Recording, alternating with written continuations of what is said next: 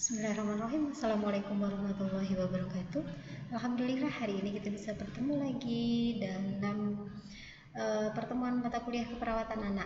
Topik hari ini adalah terkait dengan anticipatory guidance dan toilet training. Oke. Saya harapkan hari ini mahasiswa tetap sehat ya, konsentrasi belajar apapun situasinya. Kita harus lebih bersyukur karena kita masih beruntung dibandingkan dengan saudara-saudara kita yang di saat pandemi seperti ini memang banyak yang merasakan dampaknya. Oke, saya lanjutkan di pertemuan anticipatory guidance dan toilet training hari ini. Ini adalah tujuan pembelajaran yang harus kalian kuasai ya. Oke, jadi nanti diharapkan setelah perkuliahan ini diharapkan kalian nanti mampu menjelaskan tentang apa itu definisi dari anticipatory guidance ya, kemudian maksudnya apa, kemudian petunjuk untuk melakukan antisipasi itu seperti apa, dan menjelaskan bagaimana bentuk dari antisipasi guidance ini pada berbagai usia pada anak. Nah, harapannya dari pembelajaran kita hari ini adalah seperti itu. Oke, kita mulai dulu. Yang pertama adalah terkait dengan tentang latar belakang. Kenapa kemudian kalian harus belajar terkait dengan anticipatory guidance ya? Ini asal muasalnya atau asbabun nuzulnya ya. Kenapa kemudian perawat harus disiapkan? Anda sebagai seorang calon perawat harus disiapkan terkait dengan antisipasi ini. Yang pertama, ini adalah latar belakangnya bahwa kehadiran anak itu memang merupakan sebuah tantangan. Tantangan bagi siapa? Bagi orang tua. Karena apa? Nanti bisa menyebabkan adanya ketergantungan. Ya.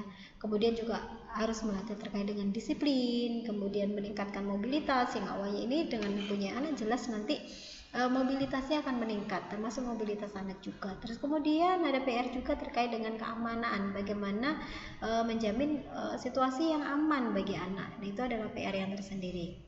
Nah, pada saat ini sudah mulai terjadi pergeseran peran orang tua. Jadi kalau dulu identiknya orang tua itu atau ibu cenderungnya adalah pokoknya dia adalah di rumah, tugasnya adalah mengasuh anak, kemudian menyiapkan keperluan anak dan keluarga. Tetapi sekarang berbeda, zamannya sudah berubah, di mana orang tua itu juga lebih banyak beraktivitas di luar rumah. Jadi adanya keinginan kesetaraan gender itu menyebabkan para ibu ya, para wanita kemudian juga pengen aktualisasikan dirinya bahwa dia juga bisa loh, dia juga mampu gitu ya. Dan akhirnya ini mobilitas di masyarakat juga akan menjadi meningkat. Nah, oleh karena itu maka peran orang tua dalam tanda kutip nanti pada saat peran ibu pada saat orang tuanya berada di luar rumah, otomatis dia akan digantikan sementara dengan melibatkan orang luar. Ya, orang luar itu yang dimaksud siapa? Bisa saja kemudian ada pengasuh atau ada baby sister atau memang ada perawat dia ini ya, menggunakan jasa profesional merawat adalah seorang perawat gitu untuk mengasuh anaknya. Nah, oleh karena itu kalau misalkan ini orang tua yang dilibatkan, saya yakin akan siap karena paling tidak kalian adalah profesional, sudah dikenalkan, sudah punya keilmuannya. Tetapi bagaimana kemudian kalau ini yang dilibatkan? Yang notabene-nya punya pengalaman mengasuh, iya gitu. Cuman mengasuh yang seperti apa? Nah, ini makanya perlu pengetahuan, perlu skill agar kemudian anak yang diasuh itu bisa melewati fase tumbuh kembangnya sesuai dengan tahapannya gitu. Jadi bagaimana kemudian anak itu akan terbentuk, profil seorang anak itu akan menjadi seperti apa, itu adalah dari bagaimana pola asuhnya ya, ibaratnya kan seperti itu. Tanya anak itu adalah seperti kertas putih dan bagaimana kemudian kita akan menulis, kita akan menggambar di dalam kertas putih itu. Jadi itu proses itu adalah berdasarkan dari pola asuh. Oke, saya lanjutkan. Ini adalah definisi dari anticipatory guidance ya. Jadi kalau kita lihat antisipasi itu berarti artinya berasal dari kata yang kita lebih dulu mengantisipasi gitu. Guidance itu adalah petunjuk. Jadi ya ibaratnya ini merupakan sebuah petunjuk, sebuah arahan dalam membimbing anak, dan ini disiapkan ya, supaya apa? Anak itu kemudian dapat tumbuh, dapat berkembang secara normal sesuai dengan fase atau tahapan dari tumbuh kembangnya. Itu adalah definisinya. Jadi dengan adanya antisipasi guidance ini, seorang ibu, seorang pengasuh itu akan mendapatkan sebuah petunjuk, sebuah arahan, sebuah guide ya, bagaimana cara kemudian membimbing anaknya supaya dapat bertumbuh dan berkembang secara normal. Oke, ini kalau kita lihat ya, bagaimana bentuk antisipasi pada berbagai usia. Nah, ini yang pertama. Pada anak usia 6 bulan yang pertama, ya, ini tugas dari orang tua dan tugas dari perawat. Ini lebih arahnya ya. Bagaimana kemudian perawat itu membantu orang tua memahami bayinya. Kenapa? Terutama kepada ibu-ibu yang ibu baru ya, jadi yang baru mempunyai anak ini butuh pengalaman bagaimana kemudian memahami bayinya ya. Kemudian juga menyiapkan orang tua memenuhi kebutuhan rasa aman dan kesehatan bagi bayi, misalnya dengan imunisasi.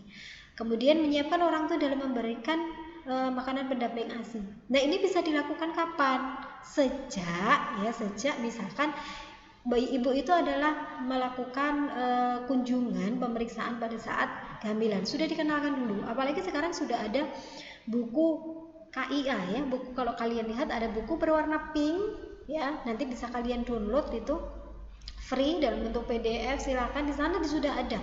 Jadi ibu itu diharapkan sudah mempunyai bekal. Nah, caranya bagaimana? Dengan kita berikan edukasi.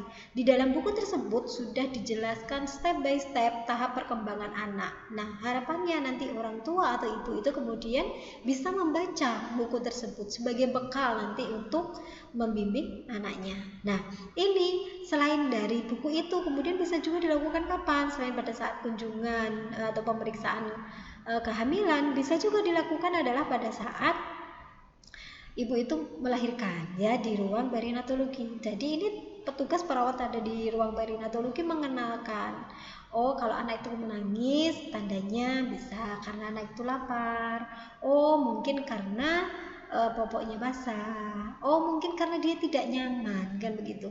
Karena apa? Anak komunikasinya adalah dengan cara tangisan, bukan berbicara seperti kalian. Kalau kalian mungkin tidak nyaman ya kalian akan teriak kan gitu. Ini adalah antisipasi pada usia 6 bulan yang pertama. Oke, kita lanjutkan. Pada 6 bulan kedua, apa yang harus harus diperhatikan nih? Adalah terkait dengan Stanzer anxiety. Apa itu? Ketakutan, kecemasan pada anak gitu ya. Soalnya kenapa kemudian tiba-tiba sering menangis anaknya gitu. Nah, ini mungkin ada ketakutan. Apa yang ditakutkan oleh anak? Bisa disebabkan karena dia takut berpisah dengan orang tua yang terlalu lama. Karena ingat bahwa anak itu memang dia ibaratnya pada saat dia lahir, dia akan lebih banyak kontak, dia lebih banyak komunikasi dengan orang terdekatnya adalah orang tua. Jadi kalau misalkan kemudian dia ada orang asing datang kemudian mendekat, ya otomatis dia akan bereaksi dengan cara apa? Ya menangis, dia akan cemas, itu menunjukkan tanda kecemasannya. Dan ini sebenarnya adalah sesuatu yang sangat subhanallah kalau menurut saya, masya Allah gitu. Artinya begini, coba bayangkan kalau misalkan seorang anak itu dilahirkan dengan kondisi tidak mempunyai rasa ketakutan bertemu dengan orang asing, atau dia tidak takut berpisah dengan orang yang terdekatnya. Nah, bisa dibayangkan anak-anak yang ada di penitipan atau di sekolah playgroup gitu ya, yang PAUD itu, kemudian didekati orang asing, kemudian dia oh iya say hello ya, karena dia memang supel mungkin. Nah, kan bisa bahaya itu. Bahayanya seperti apa? Lah kalau misalkan kemudian dibawa sama orang asing tersebut bagaimana? Nah, ini kalau saya lihat memang Tuhan sudah menciptakan yang luar biasa ya dengan adanya kecemasan ini. Nah, ini harus dikenali oleh orang tua. Jangan sampai kemudian orang tua mengatakan, oh anak saya kan kenapa ya sekarang kok jadi tambah rewel gitu. Nah, ini harus diajarkan cara mengenalinya. Kemudian harus diajarkan cara mencegah kecelakaan karena mobilitas anak semakin meningkat. Di usia 6 bulan kedua ini anak sudah mulai nanti dia akan sudah eksplorasi lingkungan. Jadi kalau yang sebelumnya mungkin hanya tidur, berbaring, kemudian mulai guling kanan, guling kiri gitu ya. Nah, di atas 6 bulan anak itu sudah mulai kayak dia bisa mulai duduk, merangkak, dan seterusnya nanti sampai dengan berjalan yang otomatis akan meningkatkan mobilitas anak. Dengan meningkatnya mobilitas anak, secara otomatis resiko terjadi jatuh, terjadi kecelakaan akan lebih besar. Dan ini harus disiapkan, harus diantisipasi. Nah, berikutnya ya, pada usia toddler. Kapan usia toddler? Usia toddler itu adalah usia 1 sampai dengan 3 tahun ya. Jadi ini ada toddler, nanti ada juga yang menyebutnya adalah sebagai baduta. Balita di bawah 2 tahun, ada yang gitu. Kalau dia berada di bawah 2 tahun jadi pembagiannya dari ini. Cuman yang lebih sering digunakan adalah toddler. Kapan disebut masa toddler? Usia 1 sampai dengan 3 tahun. Apa PR-nya di masa ini? Ya, yang perlu diperkenalkan adalah terkait dengan toilet training.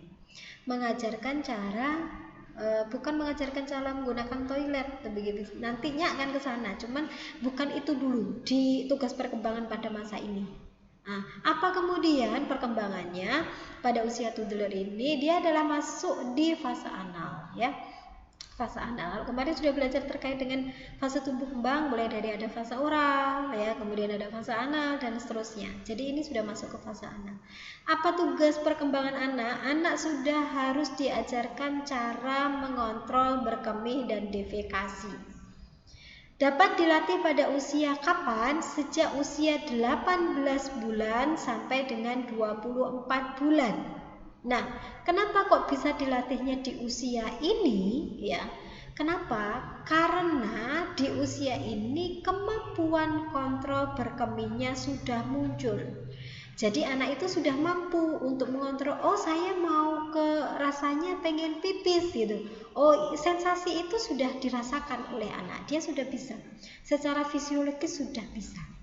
Kemudian pada usia ini kemampuan komunikasi anak juga sudah bagus. Artinya apa? Dia sudah mampu menggunakan beberapa kata yang menjadi sebuah kalimat. Jadi yang misalkan nanti dia bilang, mama pipis atau pis gitu, atau gunakan kata pengen pup gitu ya, contohnya seperti itu. Jadi ini bisa dilatih sehingga tidak kemudian menimbulkan ketergantungan menggunakan diapers terus menerus. Ini harus disiapkan di masa toddler, tetapi ini tidak sangat mudah ya.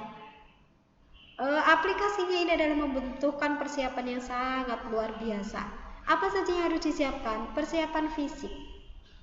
Fisik, secara fisik anak itu memang harus sudah siap. Orang tua juga siap, ya. Ini fisiknya. Kemudian apalagi yang perlu disiapkan secara fisik, bukan badan, ya.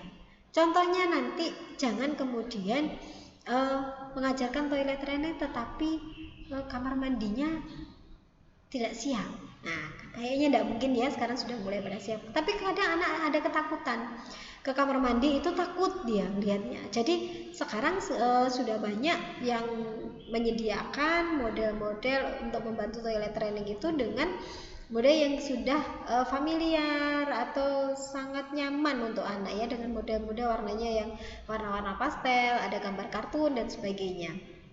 Kemudian persiapan psikologis, orang tua juga harus disiapkan. Jangan sampai kemudian nanti orang tua anaknya sudah siap, sudah bisa merasakan sensasi untuk defekasi ataupun berkemih, kemudian ibu pengen pipis gitu, anaknya bilang aja udah pipis di situ aja gitu, atau bilangnya udah wes pakai diapers sudah pipis langsung aja di situ. Nah ini yang butuh persiapan juga. Kemudian intelektual, ini adalah pengetahuan dari orang tua, dan ini perlu diberikan edukasi, arahnya ke sana ya.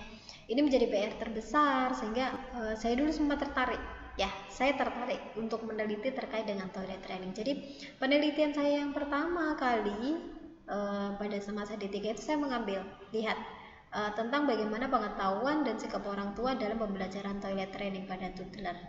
Kenapa? Ya tadi saya melihat bahwa banyak problem yang terjadi di masyarakat, ya problemnya sangat beragam begini nih ya. Kemudian ini juga dapat diselipkan terkait dengan sex education di fase ini. Nah, bukan kemudian mengajar sex education itu kalian melihatnya adalah secara yang ini ya. Jadi sex education itu mulai dikejarkan bahwa oh ini laki-laki, oh ini perempuan, oh ini yang boleh disentuh oleh orang lain, ini yang boleh menyentuh siapa gitu. Sehingga nanti tidak akan terjadi pelanggaran atau kemarin yang kalian mengerjakan tugas tentang sistem perlindungan anak, salah satunya adalah eksploitasi di dalam seksual. Nah, arahnya ke sana ya, atau ini ya. Problem yang banyak muncul sekarang adalah kaitannya dengan pelanggaran seksual pada masa anak-anak. Nah, ini juga bisa diselipkan di masa toddler. Oke, PR berikutnya di masa toddler adalah sibling rivalry. Ya, apa itu sibling rivalry? Sibling rivalry itu adalah persaingan dengan saudara kandung, gitu ya. Loh, dengan saudara kandungnya kok bisa bersaing? Nah, bisa saja ya, itu disebut sebagai sibling rivalry. Kakaknya kemudian bersaing dengan adiknya seperti itu. Nah, kenapa kok bisa terjadi seperti itu? Ya, ini kita lihat dulu bahwa apabila keluarga itu mendapat bayi baru, ini akan menjadi krisis bagi toddler. Maksudnya begini, misal seorang anak itu baru berusia 2 tahun, kemudian atau ibunya melahirkan, atau anak itu baru usia 1 tahun atau 1,5, kemudian ibunya sudah melahirkan. Jadi ada adik bayi, ya, ada bayi baru. Nah, ini bisa menjadi krisis bagi seorang toddler. Krisisnya bukan kemudian toddler itu membenci atau marah kepada bayinya, tetapi sibling yang muncul nanti akan bisa menjadi seperti ini. Anak akan merasa, oh, dulu perhatiannya kepada saya, ya. Kemudian perhatiannya akan menjadi terbagi. Oh, kemudian, oh saya ada saingannya ini sekarang. Kok ada adik saya, gitu ya. Kemudian kebiasaan rutin anak juga akan berubah. Gitu. Jadi anak mungkin akan karena yang biasanya sendiri kemudian ada temannya, ya pasti akan berubah. Contohnya seperti itu. Jadi ini yang muncul krisis pada anak. Anak akan menganggap seperti ini. Jadi kadang kakaknya menganggap bahwa oh iya itu adik saya, dengan adanya adik saya ternyata ibu saya menjadi perhatiannya tidak ke saya lagi. Kenapa perhatiannya menjadi lebih ke adik saya? Belum lagi nanti kalau orang tuanya kemudian memperlakukan begini, sedikit-sedikit bilangnya, ayo kakak sudah lebih besar, harus ngalah sama adiknya gitu. Nah, nanti bahaya kalau setiap kali harus seperti itu. Nanti akan berdampak pada tumbuh kembang anak, ya. Anak akan menjadi emosinya seperti apa. Nah, itu tergantung dari fase ini juga. Ini adalah masa-masa krisis bagi toddler. Jadi hati-hati. Makanya harus disiapkan. Dengan cara apa? Kalau misalkan menerima kehadiran saudara kandung sejak dalam bayi itu ya, jadi dikenalkan dulu.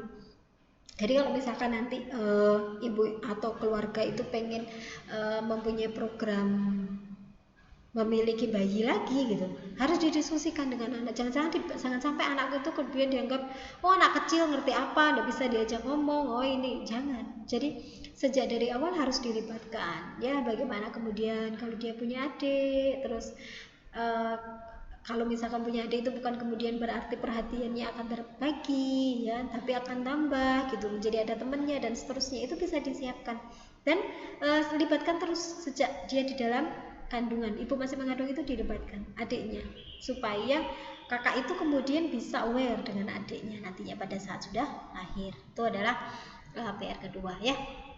Saya lanjutkan toddler kalau kita pisah nanti bisa. Yang pertama adalah dari 12 sampai 18 bulan. Nah, apa yang perlu dilakukan oleh orang tua? Ya ini perawat itu bisa membantu orang tua dalam menyiapkan perubahan perilaku toddler menjadi negativisme atau temper tantrum ya. Jadi ini anak biasanya akan mengalami perilaku yang bertentangan dengan kebiasaannya. Ya memang akan seperti ini gitu ya.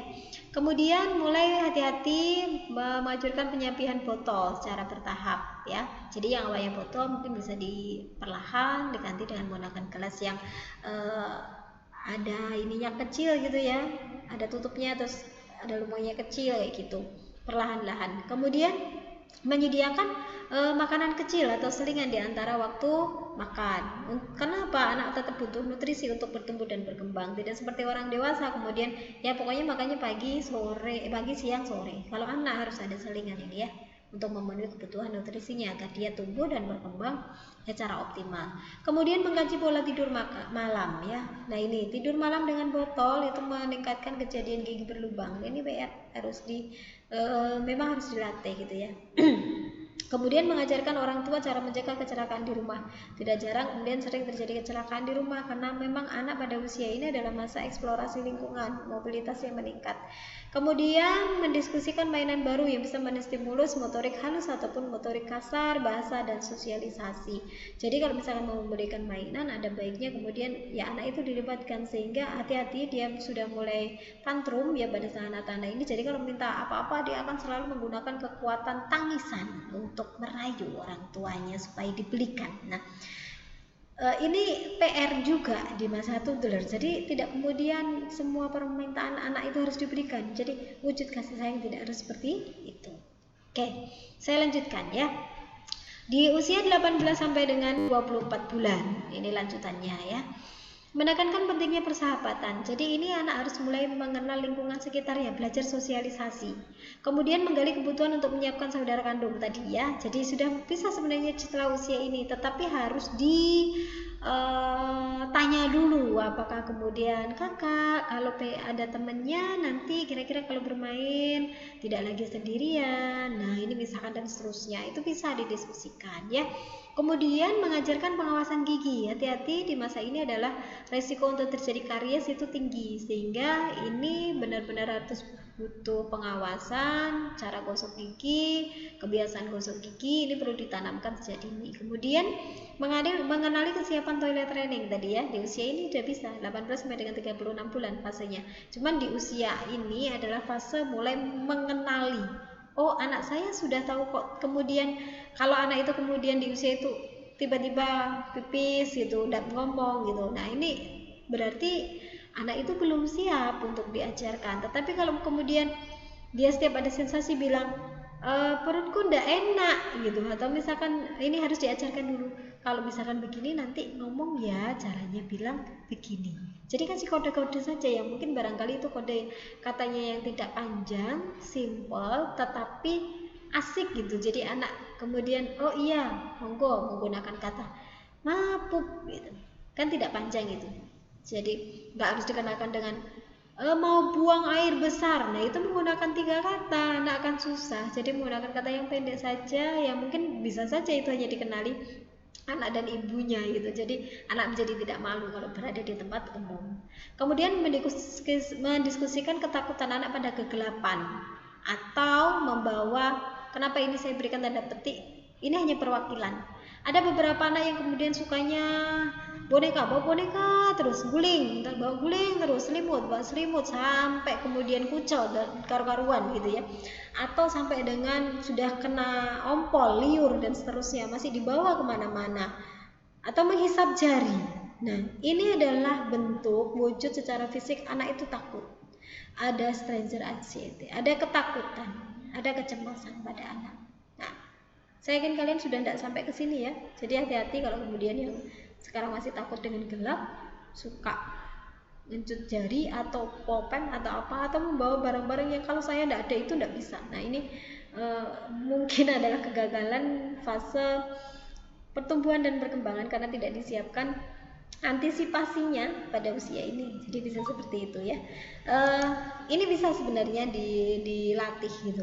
Cuman memang butuh ketelatenan, kesabaran dari orang tua, kedisiplinan, itu PR-nya. Oke, saya lanjutkan.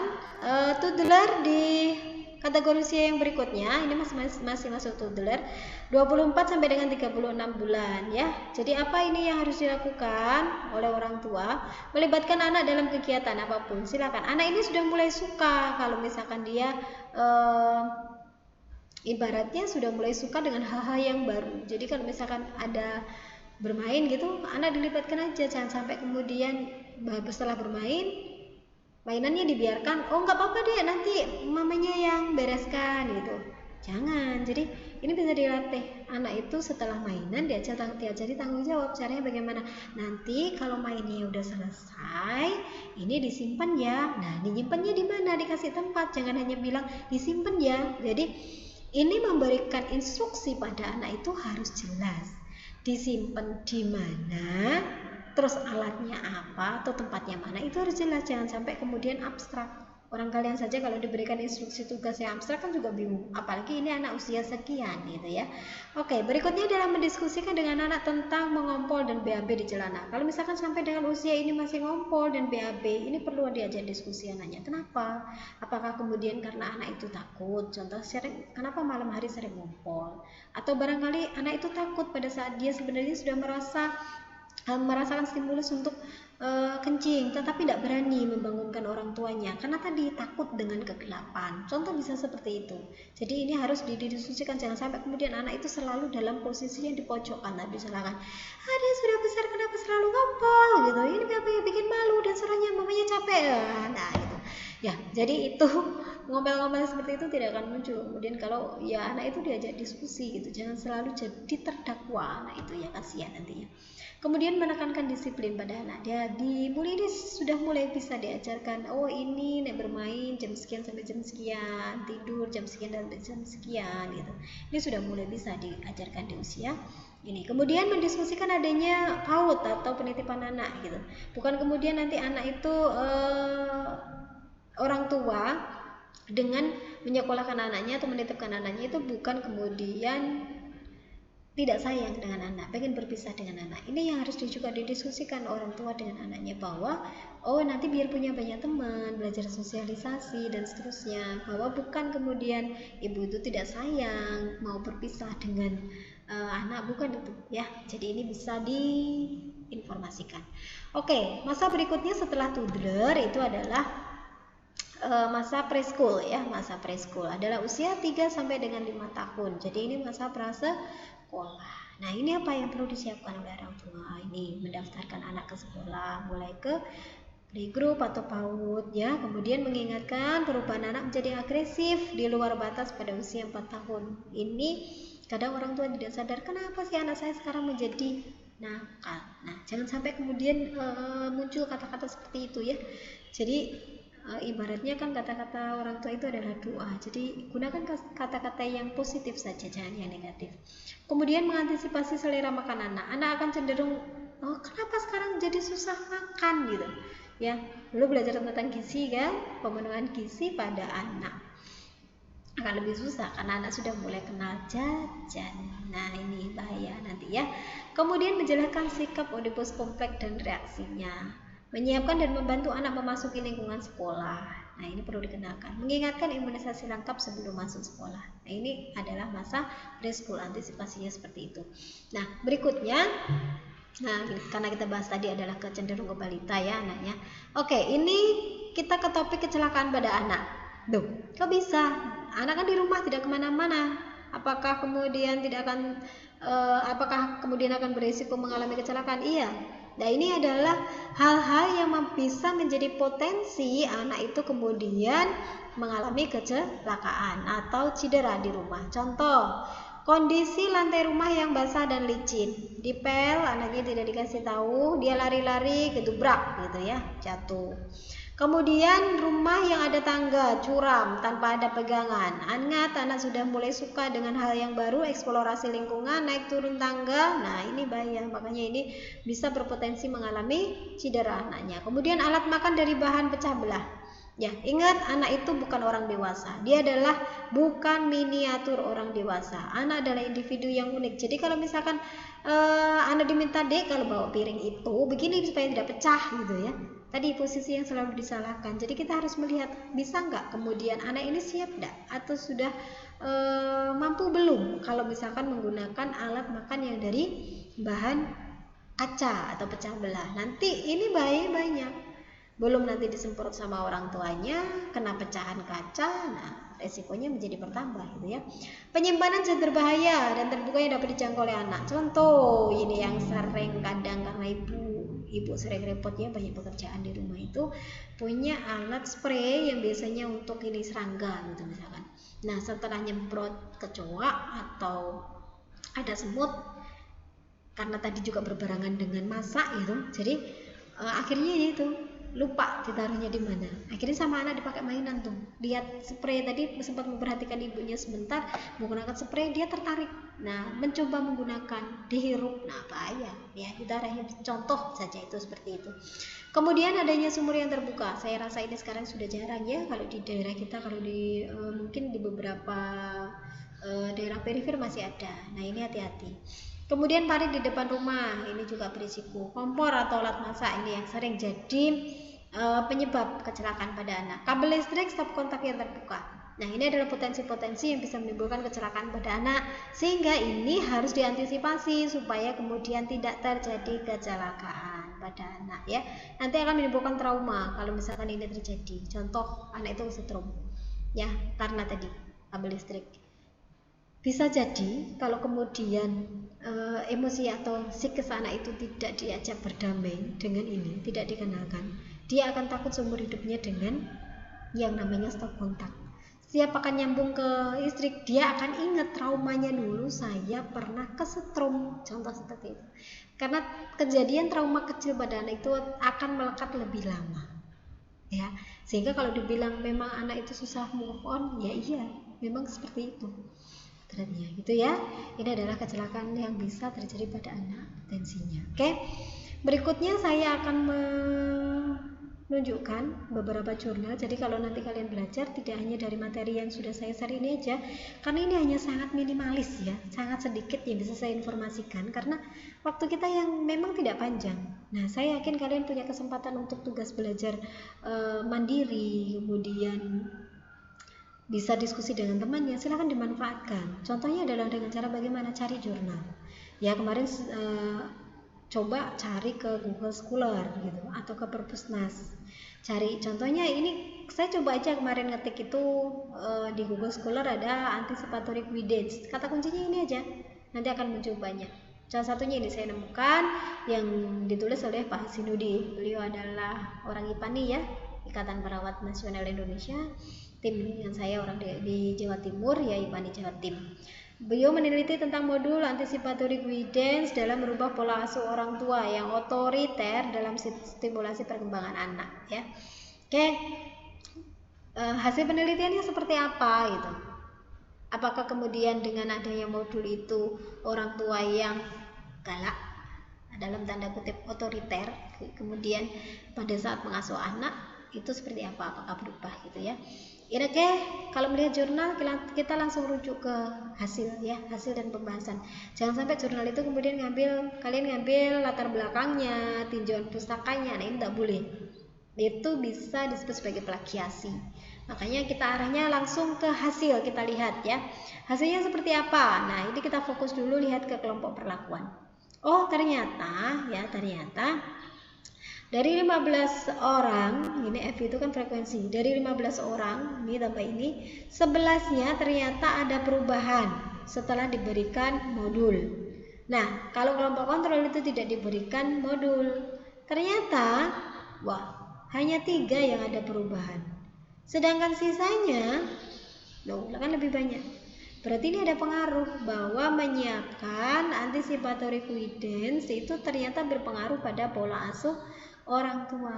Nah ini loh ternyata peran serta ibu ya ini akan sangat penting ya, harus mesra, sabar, konsisten dan seterusnya. Nah kemudian peran perawat seperti apa? Mendampingi orang tua, bukan kemudian perawatnya harus berada di rumah itu terus, tidak, tetapi bisa saja kemudian dioptimalkan pada saat di posyandu dan sebagainya. Caranya seperti apa? Bahwa ya ini pada saat memberikan edukasi harus dilihat karakteristik atau tipe keluarga tersebut. Keluarga yang punya anak satu atau keluarga yang punya anak banyak jelas berbeda nanti perlakuannya. Oke, kita lanjutkan. Ini adalah jurnal yang kedua, ya. Jurnal kedua. Ini jurnal yang masih hangat di 2020 ini ya. Hangat, jadi fresh di oven. Pengaruh anticipatory guidance terhadap pertumbuhan dan perkembangan bayi usia 0 sampai 6 bulan. Ini tahap awal tadi yang saya sampaikan ya. Dilakukan oleh beliaunya, ada 3 bidadari yang dari Banyuwangi ya melakukan penelitian ini. Oke, hasilnya seperti apa? Nah, kita lihat di sini.